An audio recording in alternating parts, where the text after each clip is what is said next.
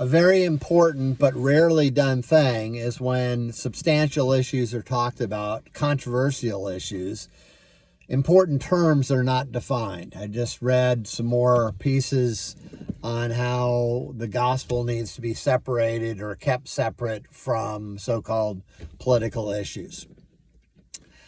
So I don't know, because the authors never really defined what they meant by political. Are they talking about advocacy for a certain candidate?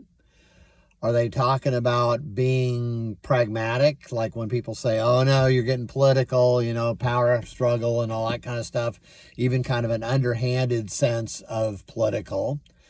Are they talking about issues, certain issues that are political? Or are they talking about a way of thinking, a political philosophy? We don't usually know because people don't define what they mean by political. And so when I use the term, when I talk about the gospel relates to all of life or Christianity relates to all of life, I'm using political in this sense. I'm going back to the ancient sense of a polis, a city, and asking ourselves, what good can I do for my city, for my immediate neighborhood, for my place where I live and have my being? What good can I do? And no Christian worth their salt would say in that sense, it's wrong to talk about being political. No, it is right because it's a natural extension of the gospel. If the gospel relates to all of life, then certainly where I'm living and my neighbors and being a good neighbor, what all that means.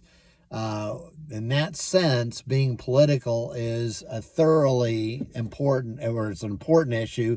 It's thoroughly biblical, and it has ramifications really for everything that we do and how we go about it. So as Christians, when we think about the gospel needs to be separated from politics, usually we're talking about in this very truncated, limited way. We're talking about, I don't want my pastor advocating for a candidate so-and-so over a candidate, over here. I don't want that.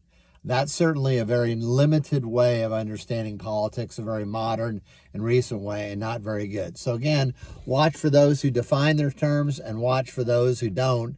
The latter group, unfortunately, is much bigger.